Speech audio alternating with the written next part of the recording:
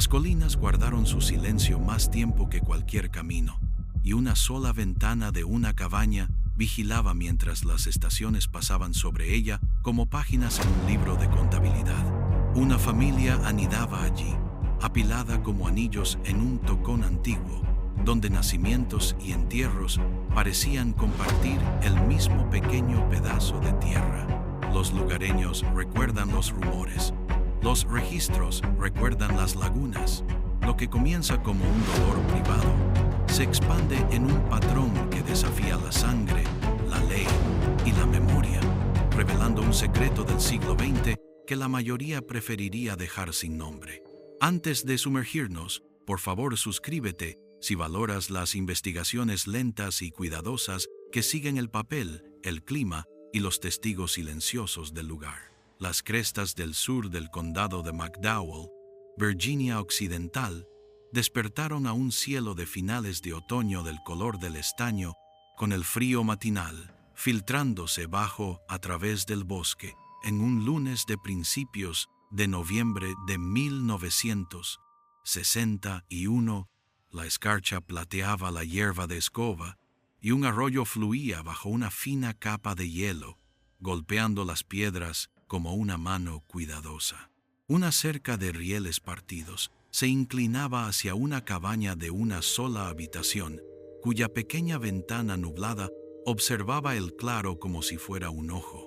Desde esa ventana hasta la sede del condado había exactamente 20 millas de camino sinuoso. Vivían como una constelación unida alrededor de un solo hogar. El patriarca, Harlan Cotter, de hombros anchos y manchado de ceniza, mantenía su gorra siempre colgada en el mismo clavo junto a la puerta y trabajaba con una cuchilla de carpintero con la suavidad de una oración sobre madera verde. Donde podría haber reinado una matriarca, solo había un retrato escondido en el borde de la tapa de un baúl, con las esquinas suavizadas por los años. Lisa Mae, la hija mayor, delgada como un listón de cerca y firme con una tetera, doblaba cada manta 2 veces, y luego una más, como alguien entrenado por la escasez. Se movía lentamente por las mañanas y rápidamente cuando alguien más entraba en la habitación. Jonah, un chico con un bolsillo lleno de clavijas talladas, se quedaba cerca de la puerta como si las puertas fueran su propio país. La pequeña Ruthie, con el cabello del color de la paja húmeda, mantenía un carrete de hilo en la palma de su mano y lo enrollaba y desenrollaba hasta que el pelusa le cubría los dedos. Una cuna estaba cerca del hogar, con sus balancines tallados de una sola rama. A veces estaba llena y a veces vacía, y el ritmo de su movimiento marcaba el paso de cada día. Los inviernos, el camino de la cresta se cubría de nieve y permanecía así. Las primaveras, el arroyo crecía y los aislaba de la misma manera. Un pastor subía una vez al año si su mula no cojeaba.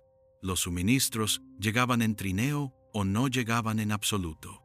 En el pueblo, el lugar de los Cotter era un rumor con un nombre de calle, hablado como si todos compartieran el mismo mapa en sus cabezas. La gente recordaba las raras visitas que ocurrían en el mismo tipo de días, fríos pero brillantes, cuando un equipo podía subir la pendiente y un hombre podría intercambiar tornillos de estufa y mechas de lámpara por harina. Recordaban a la hija mayor de pie detrás del patriarca, con las manos metidas en las mangas incluso en climas cálidos, y como una vez compró botas de bebé cuando nadie había visto un bulto bajo su vestido. En otra ocasión, se intercambió ferretería por un rollo de muselina y un tramo de cuerda resistente, y el momento de esa diligencia coincidió con un silencio repentino en la cresta que duró hasta el deshielo. Algunos decían que allí vivía una viuda, otros que nunca había habido una esposa, y ambas historias parecían tener el mismo peso dependiendo de quién las contara. La primera calamidad llegó bajo un cielo de peltre, mientras el año se deslizaba hacia el invierno. El viento se inclinaba a través de los álamos y empujaba el humo plano contra la colina, y el arroyo sonaba más fuerte porque había menos que escuchar. Lisa Mae no bajó ese día, y la ventana de la cabaña mantuvo su mirada opaca mientras Harlan permanecía en el claro, levantando y colocando sus botas como un hombre caminando sobre cáscaras de huevo. Hacia el atardecer, apareció un cuadrado de tela en la cuerda, una toalla blanca manchada y enjuagada, y manchada de nuevo hasta que las manchas se desvanecieron a un tenue tono de té. Detrás de la cabaña, cerca del tocón que Harlan usaba para partir leña, se colocó un pequeño marcador en el suelo, una rebanada de madera blanda, alisada y frotada con hollín para recibir las letras. El nombre era de una sola sílaba, del tipo dado con prisa. La fecha debajo se inclinaba hacia adelante. La mano que la escribió aún no estaba firme. Dentro, la Biblia familiar guardada en el baúl estaba abierta en la página de nacimientos, donde se había añadido una nueva línea en una mano cuidadosa y más lenta, y luego repasada, como si alguien pudiera forzar la tinta a asentar los hechos. No se dijo nada, pero la casa se cerró alrededor de Lisa Mae, como las colchas se cierran cuando el frío se intensifica. La cuna dejó de mecerse por un tiempo, y luego comenzó de nuevo. La nieve cayó en un susurro seco esa semana, y el camino desde la puerta hasta el pequeño marcador dejó su propio tipo de registro en el suelo. La página de la Biblia mostraba una secuencia, la madera en el tocón otra, y los artículos que la familia había traído del pueblo en las semanas anteriores aún estaban en sus lugares en el estante. Una temporada cambió, y también lo hicieron las preguntas. La ventana de la cabaña, inmóvil y opaca, miraba al claro como siempre, pero lo que observaba ya no cabía en una sola línea. Pero la fecha recién entintada en la página de nacimientos de la Biblia no coincidía con las cifras frotadas con hollín en el marcador de madera colocado detrás de la cabaña, y el nombre dado en una no aparecía en la otra. Cuando el deshielo llegó a las altas crestas, el Departamento de Bienestar del condado registró una denuncia que nadie pudo cerrar rápidamente. La trabajadora social asignada fue Evelyn Price, una mujer que conducía con ambas manos en la posición de 10 y 2 y llevaba papel carbón en su maletín. El sheriff era Hobart Ellison, lento para hablar y más rápido para medir un camino antes de prometerlo. El clínico, convocado solo después de que la primera visita titubeara, fue el Dr. Martin Rawls, en el Hospital Comunitario de Welch. Sus rutas convergieron en el claro de los Cotter y luego se detuvieron en la misma barrera, un sendero que se convertía en pasta tras la lluvia, un arroyo que corría marrón e indiferente, un porche, donde la línea entre familia y autoridad se trazaba con tiza invisible. La jurisdicción complicaba el lodo. El hospital estaba al otro lado de la línea del condado. El distrito escolar atendía a un mapa disperso de hondonadas, y los registros de menores estaban sellados por norma a menos que un juez ordenara lo contrario. El papel se movía más rápido que las llantas. La cabaña no se movía en absoluto. Price subió la cresta primero con un asunto escolar como llave. El distrito había recibido una ficha de traslado para Ruth, la menor, en una tarjeta delgada que olía levemente a trementina, listando a Lisa Mae como tutora y dando fechas de nacimiento que torcían la aritmética. La ficha llevaba una nota a lápiz asignando a la niña a un grado inferior debido a ausencias sin excusa médica. La visita de Price, registrada en su bitácora de campo con el clima del día y la lectura del odómetro, resolvió una pieza. Ruth existía, al igual que los nombres en la ficha, pero planteó otra. La casa albergaba más cuerpos de los que cualquier registro contabilizaba, y los roles dentro de ella no coincidían con los reclamados en la tarjeta. Anotó el encabezado de la página que vio cuando la Biblia estaba abierta sobre el baúl y la forma en que la cuna se mecía sin que nadie la tocara. Agregó una línea sobre barreras de acceso, camino sin pavimentar, arroyo crecido, hombre adulto presente. Una semana después, cuando el arroyo bajó lo suficiente para mostrar sus piedras oscuras, el sheriff Ellison intentó una visita de cortesía, anotó la distancia desde la sede del condado hasta el claro y regresó sin nada que firmar. No podía asumir la custodia sin una queja o una orden judicial. Sin embargo, el sacristán de la iglesia podía mostrar su libro. Mantenía un registro envuelto en tela encerada que documentaba parcelas y pagos para el cementerio en una colina detrás de una capilla de madera. La entrada para un infante nombrado solo con el apellido familiar llevaba una fecha de finales de otoño y una nota sobre un marcador de madera simple. La letra del sacristán era firme y anticuada. Su línea confirmaba que había ocurrido un entierro. Afilaba la contradicción que Price ya había visto entre las cifras frotadas con hollín en la tabla detrás de la cabaña y la línea entintada dentro de la casa. El registro no respondía quién había llevado el pequeño bulto de peso colina arriba, ni suavizaba la brecha entre las fechas. Colocaba a la familia en una procesión que había sido silenciosa. El tercer artefacto vino de la secretaria del hospital, que archivaba talones de recibos por servicios en un cajón que se atascaba en días húmedos. El hospital comunitario de Welch llevaba sus cuentas cuidadosamente, y el talón en cuestión listaba un alias, que era casi un homófono del nombre de la familia. El pagador registrado estaba escrito como la señora Harlan Carter, con una edad indicada de unos 20 y tantos, el propósito de la admisión marcado como parto, y la tarifa del médico garabateada al borde. Sin embargo, la paciente vista coincidía con Lisa por estatura y por la muñeca que Price había notado, delgada y enrojecida por el trabajo. El talón no probaba la identidad en un sentido judicial, exponía el esfuerzo por disfrazarla. Resolvió cómo se habían comprado ciertos suministros y por qué la familia había realizado los intercambios exactos observados por los habitantes del pueblo en las semanas previas al nacimiento.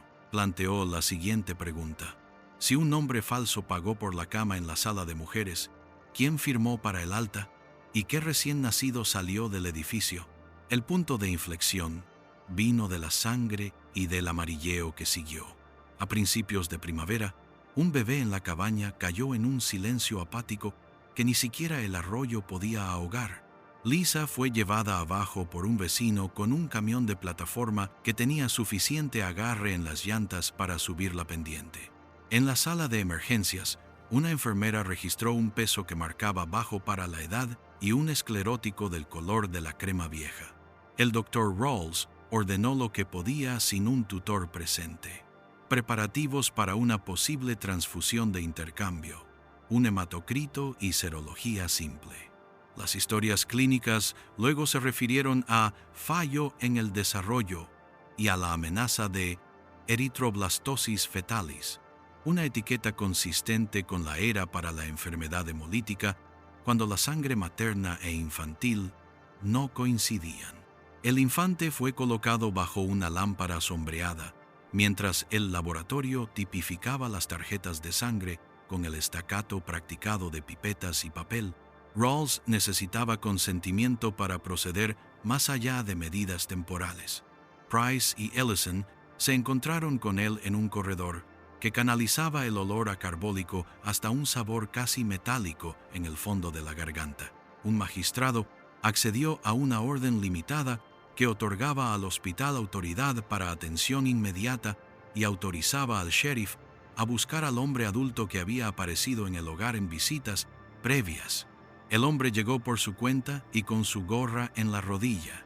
Para el plan de transfusión, el laboratorio también tipificó la sangre adulta disponible. Las tarjetas esa tarde mostraron un patrón que hizo vibrar el papel. La madre, registrada como Lisa en las notas de Rawls, dio grupo A, Arche positivo. El infante dio grupo AB, Arche positivo. El hombre que había firmado el talón del hospital, bajo el alias, dio grupo O, RH positivo. un donante universal en la práctica, pero una imposibilidad matemática como progenitor de un hijo AB con una madre A. El jefe del laboratorio rubricó la esquina de la hoja y archivó un duplicado en el gabinete de patología. El resultado no nombraba a un padre, eliminaba a un reclamante. Movió el caso de rumor hacia la ley. El cuaderno de Price se engrosó. Copió el alias del talón del hospital y lo cruzó con la página de nacimientos de la Biblia familiar, esbozando la mano que había presionado más fuerte en una línea que en otra. Indexó el número de entrada del registro de la iglesia y la fila del cementerio. Obtuvo de la escuela una segunda ficha que había sido empujada al fondo de un cajón, esta asignando a Jonah a un grado por debajo de sus años, con una nota sobre traslados repetidos que nunca se registraron como tales.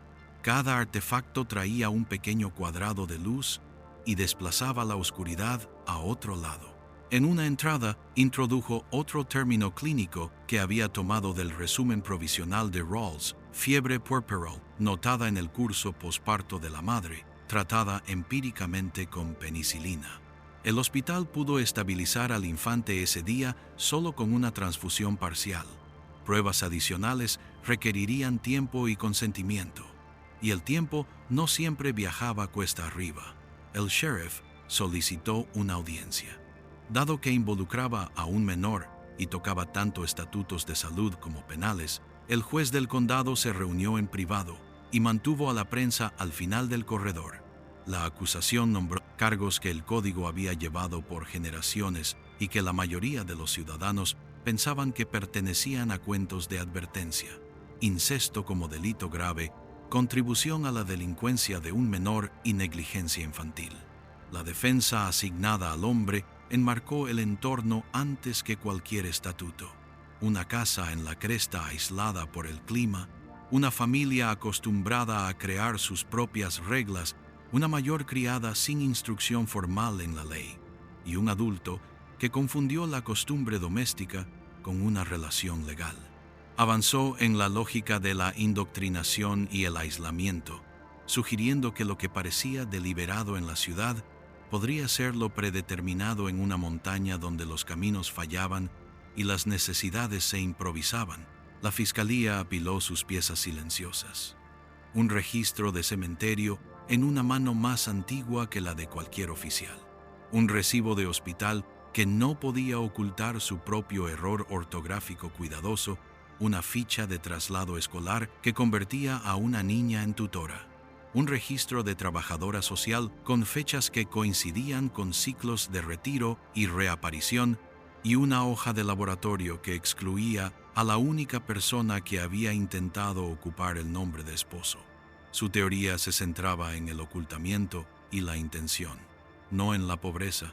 Las fricciones institucionales continuaron arrastrándose. El archivo del hospital no podía divulgarse sin órdenes. Las fichas de la escuela existían como tarjetas frágiles que se rompían en las esquinas al manipularlas. El libro del sacristán no era un registro público, sino una posesión de la iglesia que solo prestaba bajo supervisión, y el Estado, no el condado, controlaba los compromisos para custodia protectora. Todos tocaban papel que no les pertenecía del todo. El juez encontró un camino intermedio que podía defender. Remitió al hombre adulto al tribunal de circuito por el cargo principal y firmó una orden de protección que colocaba a los menores nombrados bajo cuidado inmediato del Departamento de Bienestar Estatal, autorizando a Price a organizar la colocación y el seguimiento médico para cualquier infante bajo tratamiento. También ordenó un examen cerrado por un médico para la madre adolescente y requirió que todos los instrumentos, fichas y registros fueran catalogados y preservados en espera del juicio. El lenguaje del tribunal no curó la distancia entre el mapa y el terreno, permitió que un vehículo se moviera. La intervención decisiva no se sintió decisiva en los pasillos. Un ayudante escoltó al hombre por un corredor mientras Price caminaba en dirección opuesta, llevando un sobre de lona con copias de la hoja de laboratorio del hospital y la anotación del registro del cementerio cuidadosamente transcrita.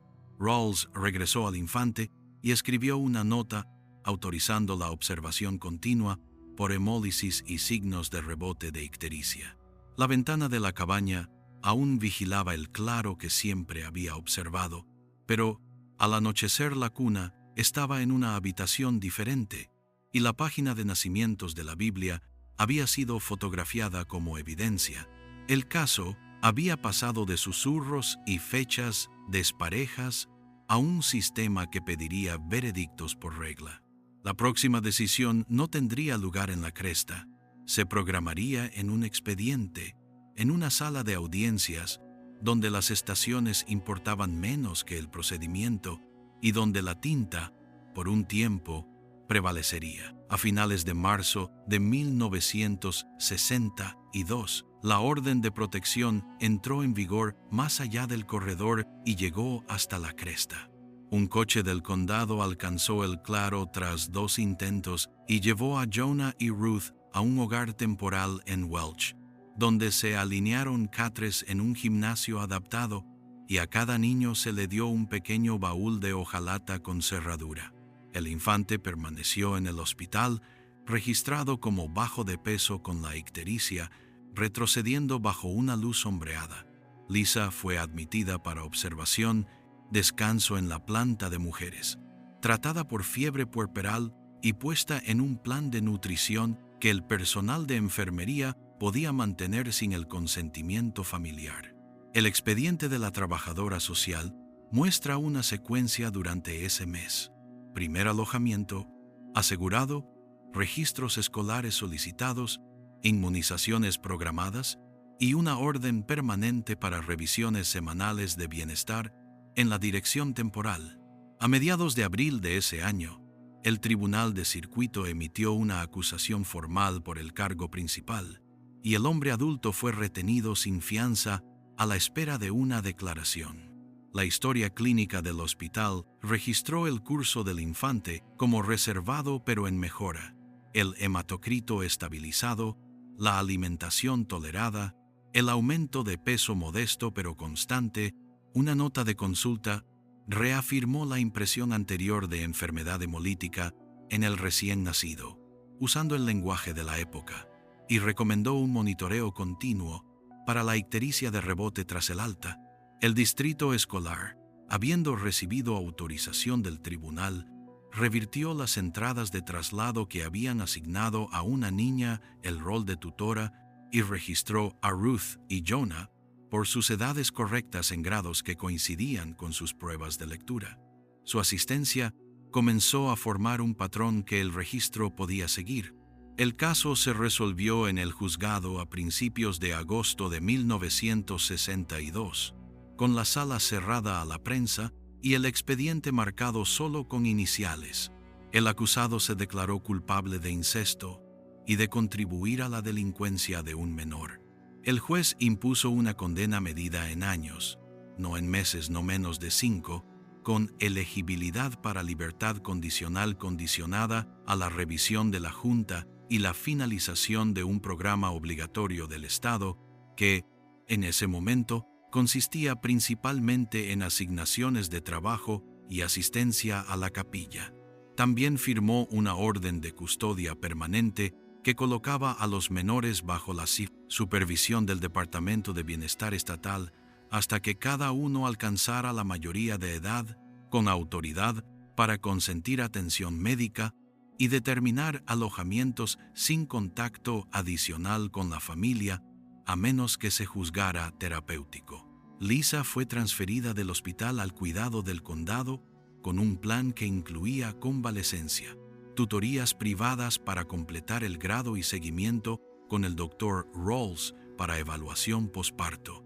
El otoño llevó al infante de regreso a la latitud de la cresta solo por registro, no por camino. A finales de septiembre, el bebé fue dado de alta del Hospital Comunitario de Welch a un hogar de acogida autorizado dentro del condado, con una cita de seguimiento para la semana siguiente y una nota mecanografiada en la historia clínica advirtiendo vigilar por anemia tardía. Una enfermera visitante registró que el color del infante había mejorado y el apetito era vigoroso. Ruth y Jonah comenzaron la escuela ese mismo mes. El libro de asistencia de su maestra los marcó presentes hasta la primera helada. Lisa se mudó a un alojamiento supervisado por una organización benéfica de la iglesia a 2 cuadras del juzgado, y un profesor de clases nocturnas en la secundaria escribió que ella podía leer el periódico para el invierno y prefería hacer aritmética con lápiz en lugar de mentalmente. La oficina del sheriff anotó el traslado del acusado al penitenciario estatal antes de la primera nieve. La larga cola del caso se extendió en fechas y en pequeños cambios procesales que rara vez aparecieron en los periódicos. A principios de mayo de 1963, la Junta de Bienestar del Condado adoptó un memorándum sobre notificación interinstitucional para casos con información de identidad discrepante. La regla de una página requería que cuando un hospital, una escuela o un registro de iglesia presentaran nombres o fechas contradictorios para un menor o un recién nacido, una persona designada convocaría una reunión dentro de una semana con un resumen archivado en un gabinete central en el juzgado.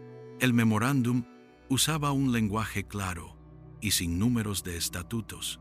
Movía información a través de líneas que el lodo y la costumbre habían mantenido separadas. Más de una década después, tras una ley federal de protección infantil que reformó las responsabilidades estatales, la legislatura en Charleston aprobó un estatuto en la primavera tardía de 1974 que obligaba a clínicos y maestros a reportar sospechas de incesto y embarazos en menores directamente al bienestar del condado dentro de las 24 horas.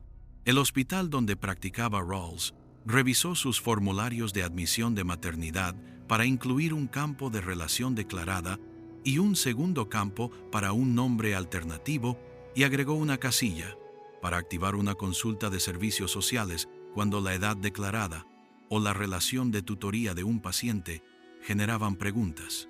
El sacristán de la iglesia, que había envuelto su registro en tela encerada, aceptó, a solicitud de la Junta, permitir que se hicieran entradas duplicadas para cada entierro que involucrara a un infante sin nombre, para que un índice público pudiera existir junto al libro privado sin violar las reglas de la parroquia. El progreso de los sobrevivientes se movió más silenciosamente que cualquier política. A finales de julio de 1981, Lisa completó el examen de equivalencia de secundaria ofrecido en el sótano de una biblioteca del condado, su nombre escrito con una letra cuidadosa que ya no presionaba fuerte al final de las líneas.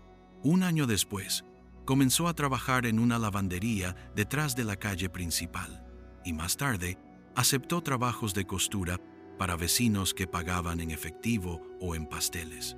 Un resumen de cierre de caso preparado por Evelyn Price en el otoño temprano de ese mismo año indica que Ruth y Jonah alcanzaron la mayoría de edad con empleo estable. El infante, para entonces un adolescente, había mantenido sus vacunas, pasado por 2 hogares de acogida y entrado en un programa vocacional sin faltar a clases. La última página del expediente registra que no se solicitó contacto adicional con el acusado por parte de ningún menor y que las órdenes de custodia del Estado habían concluido. Price subrayó una sola oración: todos los menores médicamente estables, alojamientos permanentes o completados. La nota de investigación llegó tarde y sin nombres.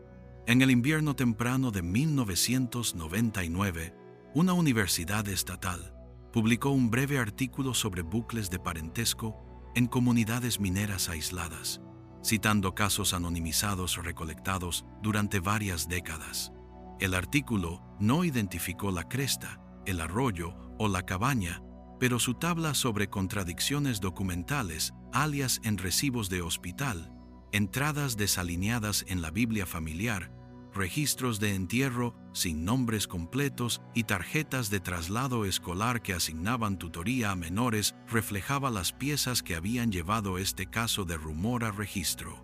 Los autores sugirieron que entrenar a los empleados rurales para notar fechas desparejas podría prevenir años de daño a costa de una sola llamada telefónica. Una copia de esa revista fue archivada en el gabinete del juzgado, donde Price había guardado sus memorandos, con el lomo intacto para cuando el siglo cambió. Cuando se cumplió la condena, la cresta no recuperó lo que había dado. Los registros de liberación del penitenciario estatal muestran una fecha, una firma y una línea sobre un boleto de autobús. Ningún registro indica un regreso a la cabaña. La propiedad cambió de manos un invierno a finales de los 80. Una escritura de transferencia lista la tierra como bosque y pasto, y un croquis del agrimensor marca la cabaña como inhabitable. El cementerio de la iglesia mantuvo su colina y agregó filas hacia la línea de la cerca. El sucesor del sacristán aprendió el hábito de la tela encerada alrededor del libro y la regla sobre duplicados para infantes sin nombre. La escuela se consolidó con otra en el valle, y los viejos libros de asistencia fueron guardados en almacenamiento. Años después, el Claro parecía el tipo de lugar por el que una cámara podría pasar sin detenerse. La cerca de rieles partidos que se inclinaba en esas primeras notas había caído y luego se volvió gris en el suelo. La ventana de la cabaña se aflojó en su marco y finalmente se deslizó hacia adentro durante una tormenta, el vidrio cediendo a un cuadrado de cielo. El arroyo aún se movía bajo el hielo del invierno y el limo del verano, indiferente al papel y a los veredictos, golpeando las piedras como una mano cuidadosa. En esa quietud, cuando la niebla se asentaba baja y la cresta mantenía su contorno, el lugar recordaba lo que había visto sin decirlo, y el tiempo giraba de nuevo en sus viejos círculos, llevando la memoria como el agua lleva las hojas.